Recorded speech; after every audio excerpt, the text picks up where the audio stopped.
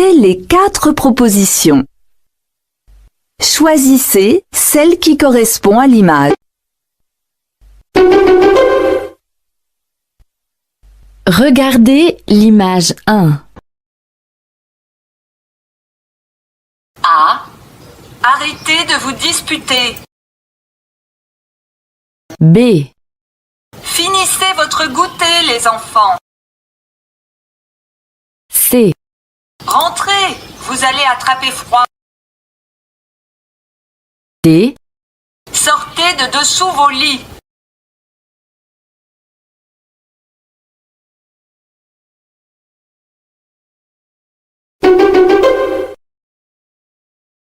Regardez l'image 2. A. Ah, c'est un bon marchand de légumes. B. Demandez un plan de la ville. C. L'entrée de la préfecture est là-bas. D. Ma voiture est au parking.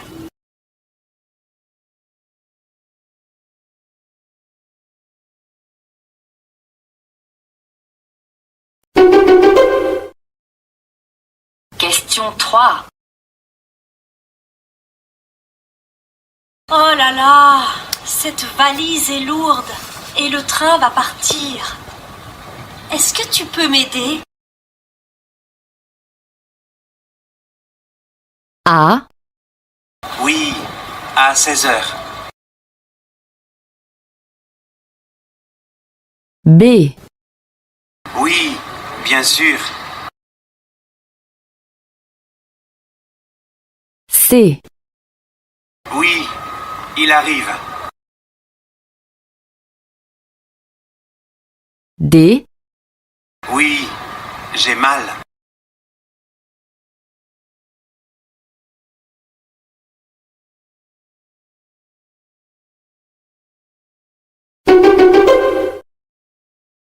Question 4. Je ne trouve pas la clé de la voiture. Tu l'as vue quelque part? A. Oui, tu l'as garée devant la maison. B. Oui, tu l'as posée sur la table. C. Oui, tu peux en racheter une au marché. D. Oui, tu peux sûrement la prendre.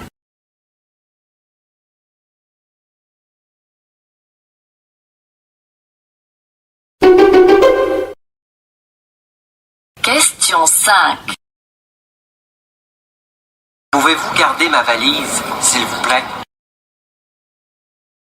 A. Bien sûr, sans problème. B.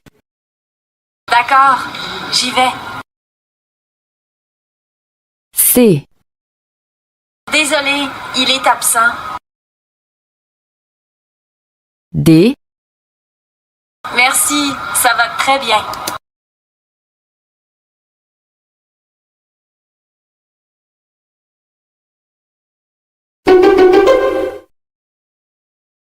Question 6.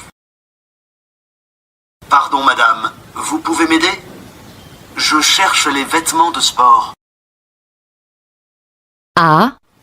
C'est au 2e étage. B. Ils existent dans ces 2 couleurs. C. Les soldes commencent demain. D. Vous pouvez payer par chèque.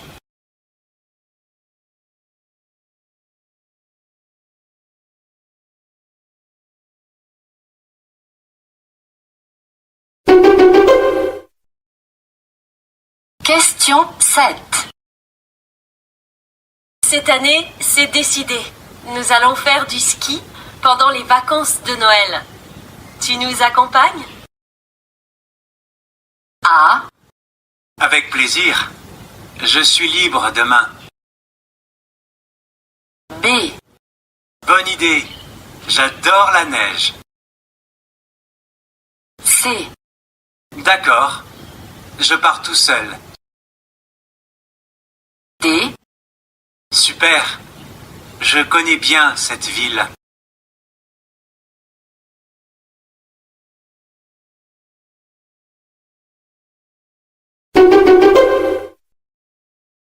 question 8.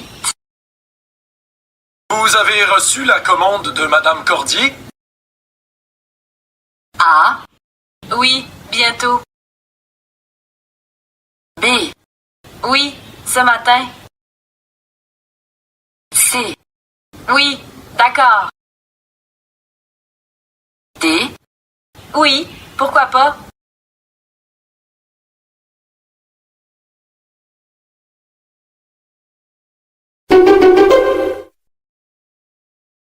question 9. Maxime propose de faire du camping dans le sud de la France pour les prochaines vacances. Qu'est-ce que tu en penses? A, Bien sûr. Je réserve l'hôtel. B, D'accord. On reste à la maison. C, Non. L'appartement est trop cher. D, Pourquoi pas? Les enfants vont adorer.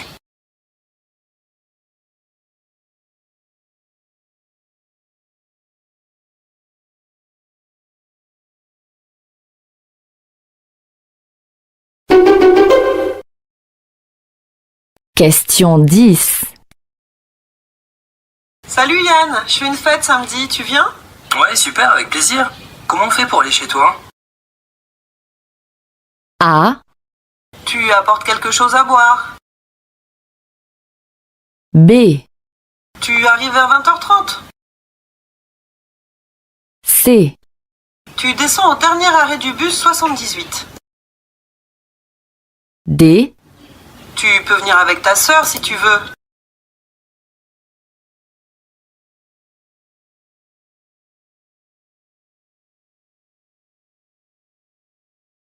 Écoutez le document sonore et la question. Choisissez la bonne réponse.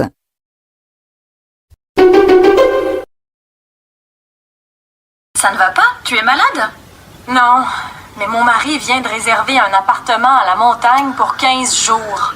Au programme, randonnée, vélo et escalade. C'est génial! C'est affreux, tu veux dire? Moi, je rêvais de 2 semaines de repos et de lecture. question 11. De quoi discutent les deux femmes?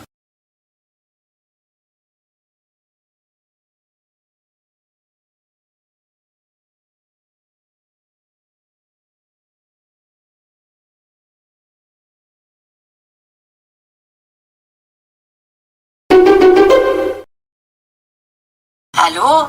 Bonsoir Gillette, c'est Maryse. Alors comment ça va? Ça va. Aujourd'hui, ma petite fille est venue. J'étais très contente. Elle est tellement dynamique. Ça me rajeunit toujours de la voir. Elle a déjeuné avec toi? Oui, j'avais préparé un poulet avec des petits légumes. Après, on a regardé des photos ensemble et on s'est promené un peu, il faisait beau. Ça avait l'air super. Et si on déjeunait aussi ensemble cette semaine pour parler du bon vieux temps? Question 12. De quoi parlent ces deux femmes?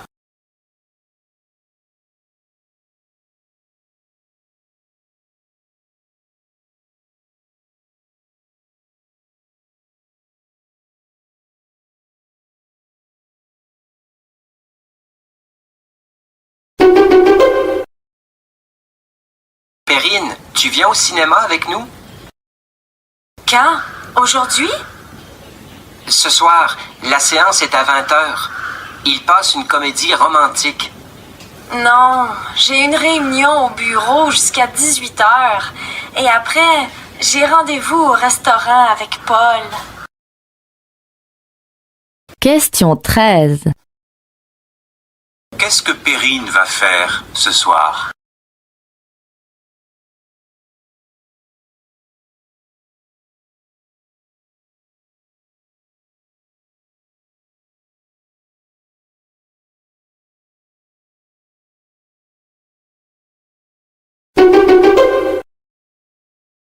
Alors, Pierre, qu'est-ce que tu as décidé? Tu vas accepter cette offre d'emploi? Ah non, j'ai déjà refusé. Honnêtement, je préfère continuer à chercher. Je pense que tu fais une bêtise. C'est très bien payé et puis les horaires te conviennent, non? Oui, mais ce n'est pas une raison pour accepter le poste. Ce qui est important pour moi, c'est le travail lui-même. Et de ce point de vue, le poste ne m'attire pas. J'espère que tu ne vas pas regretter ta décision. Question 14. Pourquoi Pierre refuse-t-il ce poste?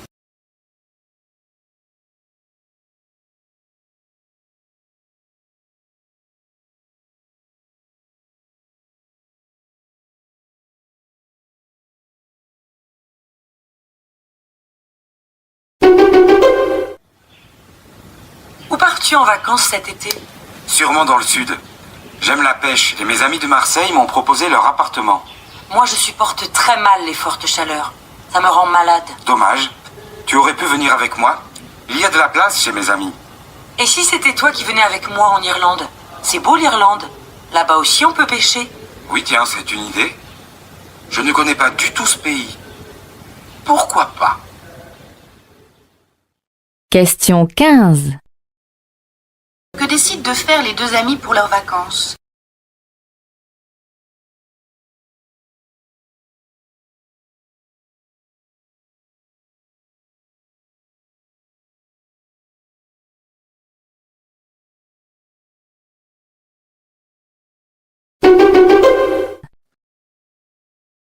Pourquoi en si peu de temps on est venu à 7 milliards sur Terre? Parce que la mortalité a diminué, notamment la mortalité des enfants, grâce au progrès de l'hygiène, de la médecine, au progrès économique. Résultat, les décès sont devenus moins nombreux. Est apparu un excédent des naissances sur les décès qui a entraîné une augmentation de la population. Question 16. Qu'explique cet homme?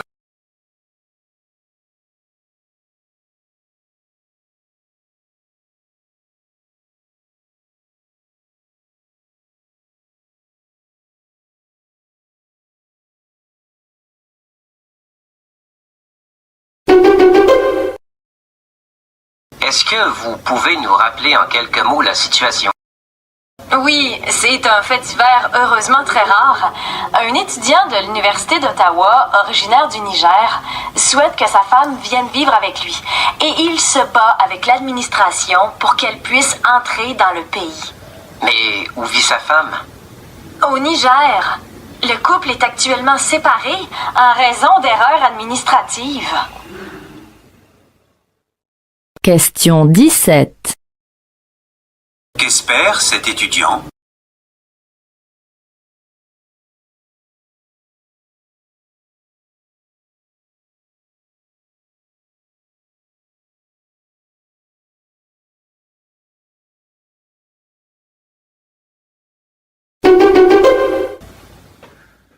Février est l'un des mois les plus maussades au niveau de la météo. C'est souvent le mois le plus gris et le plus froid de l'année.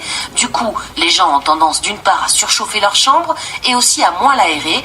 Or, tous les spécialistes le disent, une température intérieure au-dessus de 19 degrés et le manque d'air frais sont néfastes à la qualité du sommeil. Et cette fatigue au mois de février serait uniquement due au problème de sommeil? Non, il se trouve qu'en février, enfin en hiver, l'organisme est plus vulnérable, d'autant qu'il est mis à rude épreuve, notamment avec tous les virus qui circulent. Et puis il y a aussi le manque de lumière, un peu comme en octobre-novembre où de nombreuses personnes font la fameuse dépression saisonnière. Question 18. Qu'explique la journaliste?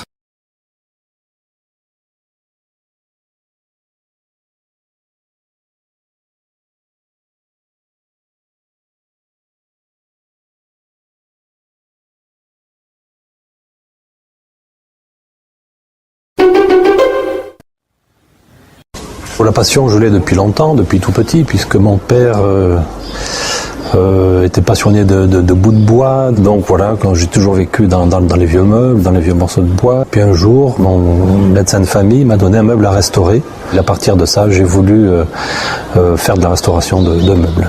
Le but de la restauration, c'est de conserver le meuble et de le pérenniser, de le prolonger dans le temps, en gardant toute son authenticité et ce qui fait sa valeur. La principale qualité d'un restaurateur, c'est la passion, connaître le mobilier, puis beaucoup de patience également, et beaucoup d'humilité, oui. Question 19. Selon Alain Guéroux, quel est l'objectif de son métier ?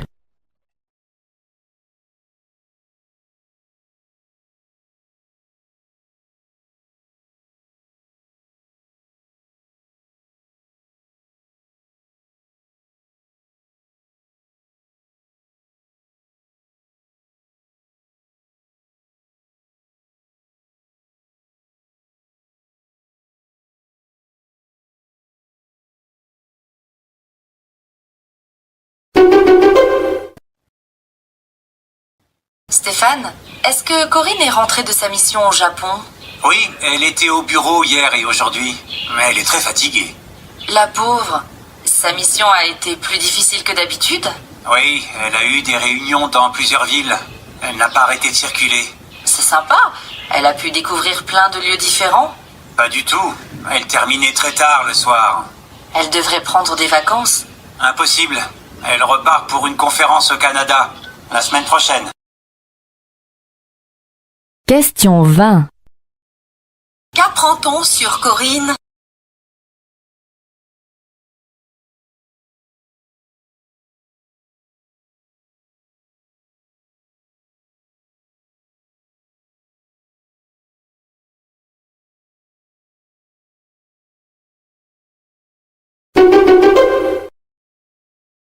Alors Théo, comment se sont passées tes vacances? Super.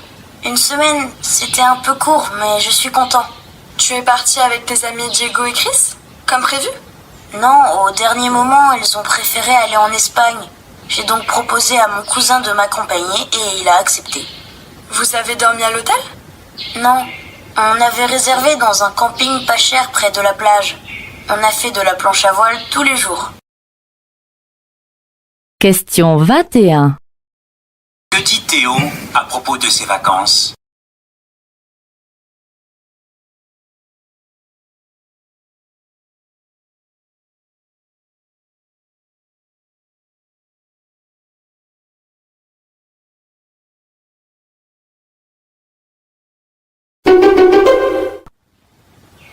Bonjour, ravi de vous retrouver dans Grand Bien vous fasse. La pauvreté dans le monde recule, la démocratie avance, la couche d'ozone se reconstitue, ou encore le monde n'a jamais connu aussi peu de violence. Ce matin, nous recevons un rameur à contre-courant de certaines idées reçues.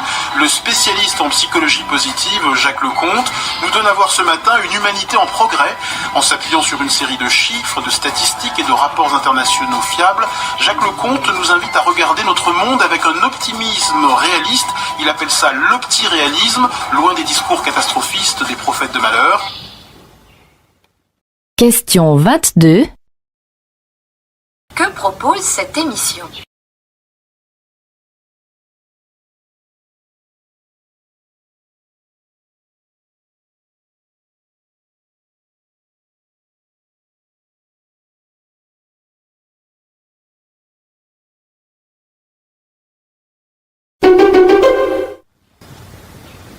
Je crois que les difficultés en matière de lecture ont des causes à la fois individuelles et sociales. Les parents, par exemple, parce qu'ils sont angoissés par l'avenir de leurs enfants, leur présentent souvent la lecture comme une obligation, une démarche indispensable pour réussir, et c'est une erreur, parce que la lecture est avant tout un plaisir. Un livre, c'est un voyage, une découverte, une aventure, et il faudrait faire découvrir la lecture aux enfants comme on leur fait découvrir la cuisine chinoise ou les jeux dans la neige. Et puis les parents refusent aussi souvent à leurs enfants des lectures qu'ils considèrent comme mineures. Les bandes dessinées, par exemple, et ça aussi, c'est une erreur. Lire une bande dessinée, c'est lire. Et ça permet souvent d'ailleurs de découvrir ensuite d'autres formes de littérature.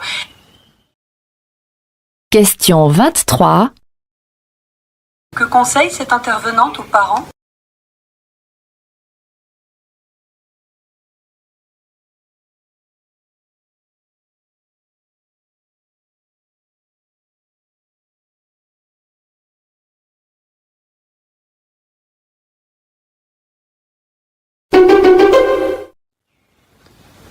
87% des gamins ne savent pas à quoi ressemble une betterave, un tiers n'ont jamais vu de poireau et un cinquième ne reconnaît pas un abricot. En ce qui concerne les pâtes, 72% ne savent pas ce qu'il y a dedans.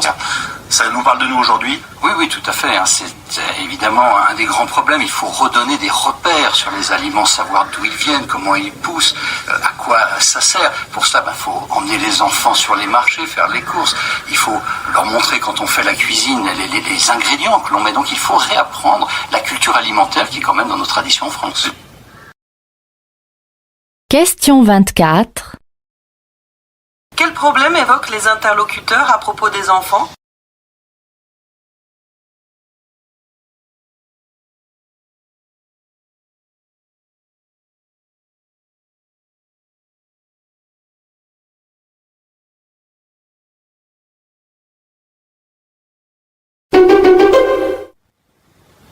Camille, à ton arrivée à Québec, dans quel type de logement résidais-tu?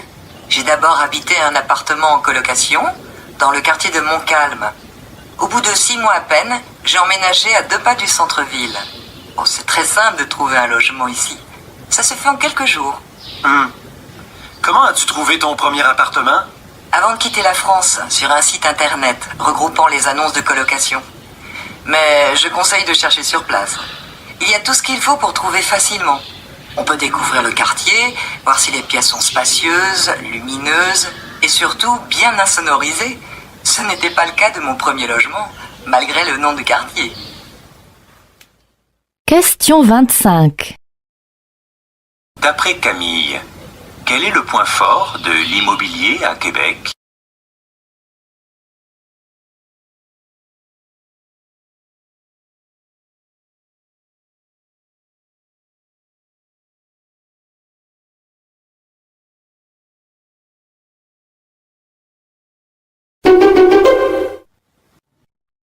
Depuis 20 ans, les Français ont le nez dans leurs poubelles pour séparer les emballages recyclables des ordures ménagères. Ces emballages prennent ensuite la direction d'un centre de tri car ils sont encore mélangés. Des machines permettent de mettre d'un côté le plastique, de l'autre les cartons, l'aluminium, etc. Mais il subsiste un tri manuel. Sur le tapis, des hommes repèrent notamment les erreurs. Question 26. Quel processus la journaliste décrit-elle?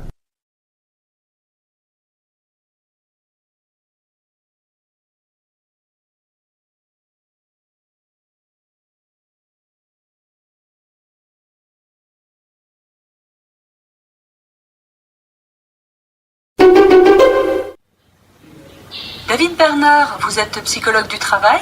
Quels conseils donneriez-vous pour décrocher un emploi de rêve? Tout d'abord, n'oubliez pas que le recruteur a l'habitude de voir des candidats impressionnés au cours de l'entretien, angoissés de rester 2 semaines de plus au chômage. Mais alors que proposez-vous en pratique? Cassez la routine du recruteur. Soyez à l'aise, mais sans être insolent ou désinvolte. Soyez simple, franc, décidé et montrez de l'intérêt.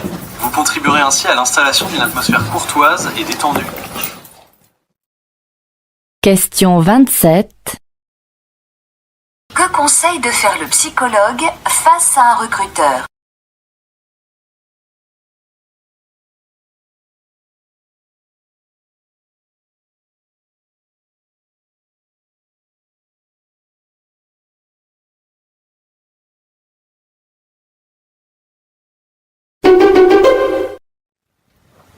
Monsieur Jacquemin, parlez-nous de votre dernier ouvrage. Mon objectif avec ces photos était de mettre en scène les paysages et les villages de la Riviera, en partant de la lumière, au point du jour ou au couchant, et de dérouler la palette qu'offrent les panoramas, les villes et les façades de la Côte d'Azur. Je suis toujours subjugué de voir les roches s'habiller de mauve et les murs de rose dans la douceur des soirs d'été. Toujours tenté de faire halte devant les maisons aux enduits chauds de l'ancien comté de Nice. C'est à ce voyage que j'ai voulu inviter le lecteur. Merci pour cette présentation alléchante. Grâce à vos photos, nous redécouvrons ce territoire aux 1000 facettes où le soleil joue le premier rôle. Question 28. Quel est le but poursuivi par ce photographe?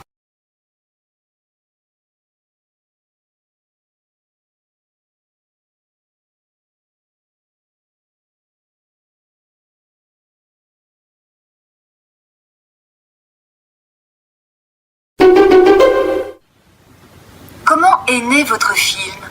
Ça faisait longtemps que je voulais faire un film sur l'école. Rester entre les murs et montrer par des moments d'école ce que vivent les élèves.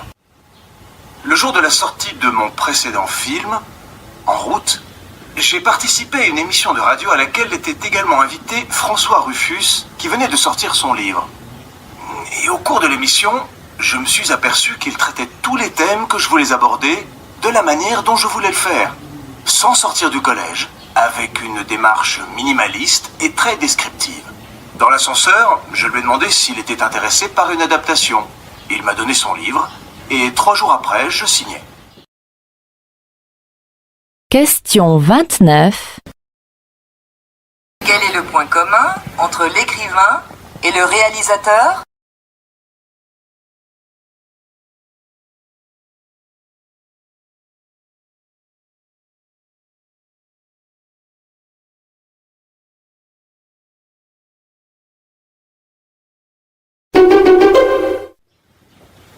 Mode de vie avec Priscilla Pelledwell, bonjour. Bonjour Virginie. Vous êtes journaliste à Psychologie Magazine et vous venez aujourd'hui nous parler de notre routine de vie. On se lève à la même heure, on se rend dans les mêmes lieux, on accomplit les mêmes gestes, ce qui entraîne souvent ennui, fatigue, manque d'énergie et surtout fermeture au reste du monde.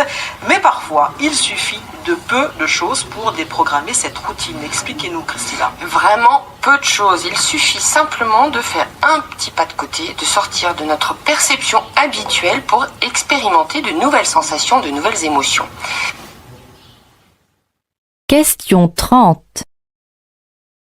Dans quel but la journaliste Christina Pelledwell est-elle invitée à cette émission ?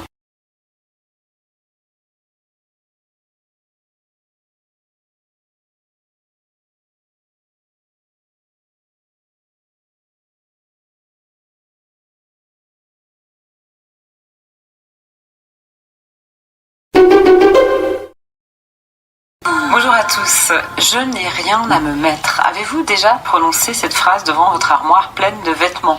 Quels sont les basiques de votre garde-robe? Avez-vous une tenue fétiche que vous enfilez lorsque vous voulez jouer la carte de la sécurité? Que porter pour un premier rendez-vous, pour un entretien d'embauche, pour un week-end à la campagne?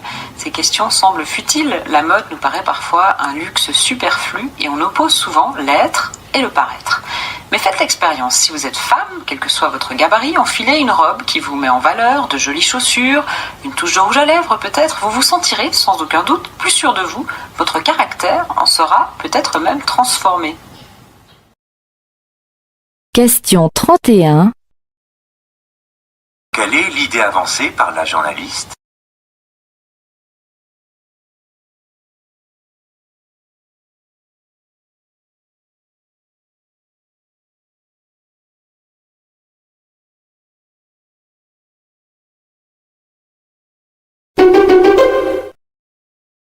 C'est au cours de cette réunion internationale qu'un premier accord a été trouvé in extremis entre les deux pays et de nouvelles négociations commencent aujourd'hui.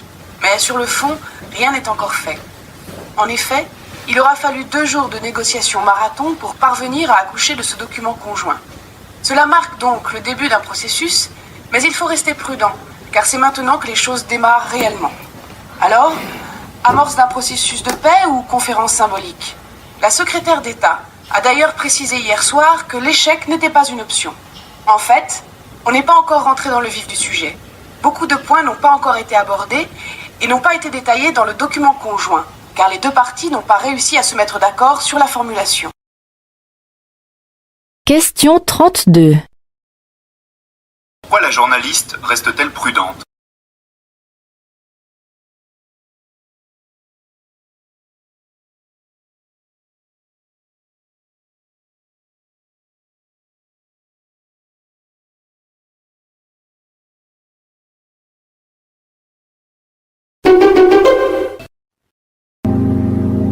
D'abord, Arles a une place énorme dans les éditions Actes Sud dans la mesure où le nom d'Arles figure sur chaque livre. Mine de rien, les millions d'exemplaires, les millions de livres qui sont partis partout où ils sont allés, et ils ont apporté un petit signe, ça vient d'Arles. Je n'ai jamais accepté qu'un livre sorte sans qu'il soit indiqué quelque part. que l'origine est Arles. Voilà, Arles, c'est pour moi extrêmement important. C'est le lieu de la deuxième naissance. Question 33. Qu'est-ce qui est essentiel pour cet éditeur ?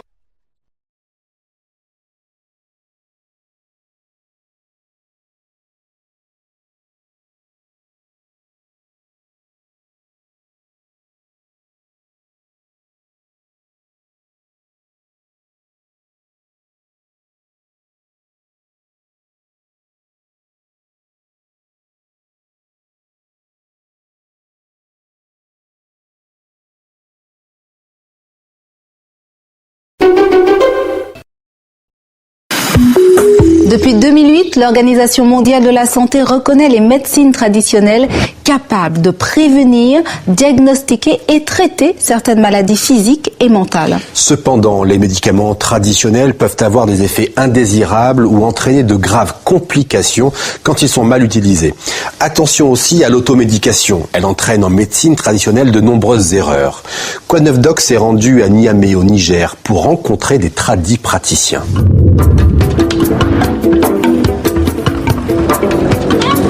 L'Organisation mondiale de la santé conseille de favoriser les passerelles entre médecins traditionnels et médecins dits classiques. Quant aux consommateurs, lorsqu'ils ont recours à la tradimédecine, ils doivent s'assurer que leur traitement traditionnel est adapté à leur maladie et que le praticien est qualifié.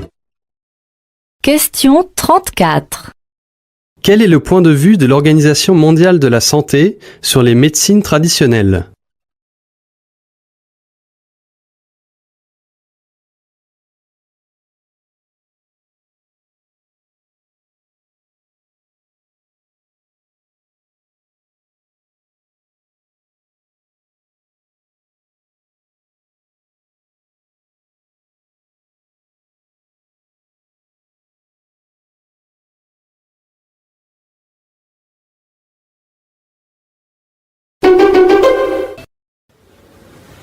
Encore une question qui est liée au temps.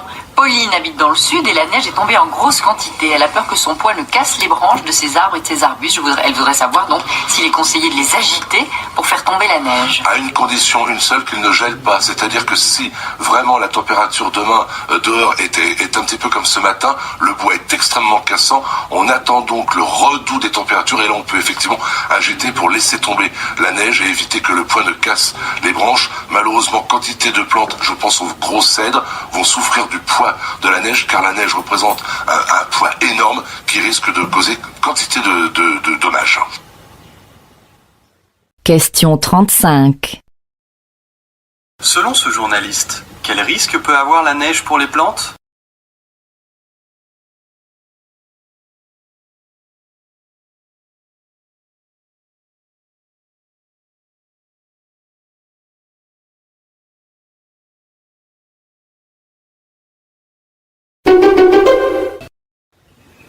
Petit dicton au rayon du bon sens près de chez nous. Quand on a un problème, eh bien, dormons dessus.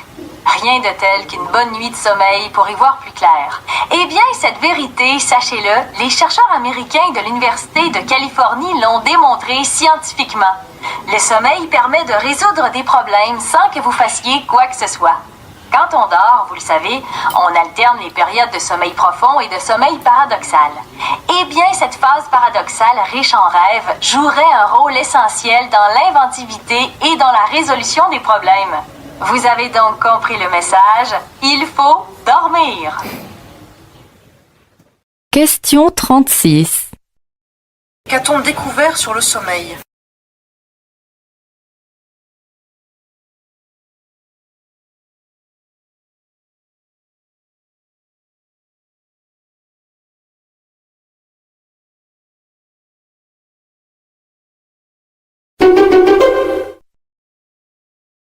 J'accepte l'idée que l'homéopathie n'a pas une efficacité tellement différente que ça d'un placebo.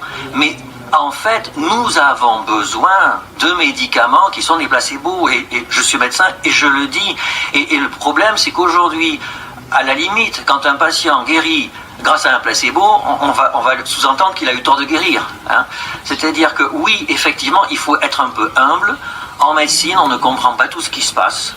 Et par moments, nous guérissons grâce à une injonction thérapeutique ou à autre chose que l'on ignore et qu'il faut étudier.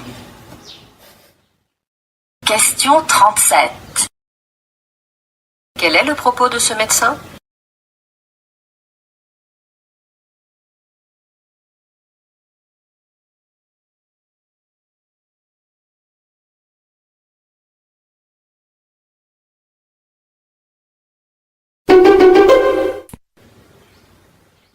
Qualité, vous savez, la qualité, surtout la très grande qualité, tout ça, ça a un prix. Si on veut trouver une place sur un marché, il faut donc, et c'est tout un exercice, arriver à produire des aliments à des coûts qui sont quand même abordables. Et c'est l'exercice qui occupe en ce moment Sophie Barry de Caroléi. C'est une petite fabrique de pâtes et de sauces qui est installée à Sabrevoix, en Montérégie. Question 38. Que cherche à faire cette entreprise?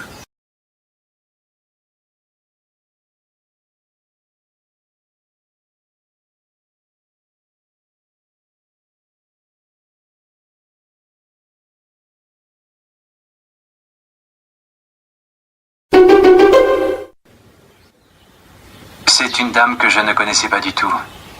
Une des deux filles d'Irène Nemirovsky, une dame qui est décédée maintenant et qui s'appelle Elisabeth Gilles, qui était éditrice chez Julliard, qui un jour m'a appelé en me disant voilà, ça fait des années que je vous entends à la télé, ça fait des années que je me dis qu'en fait, vous êtes un écrivain qui ne le savait pas.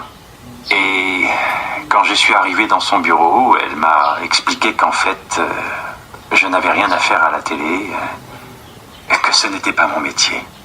Mais vous croyez au hasard de la vie? Aux rencontres, vous, essentiellement? À moi, ça m'est tout le temps arrivé, ça oui. J'ai beaucoup de chance.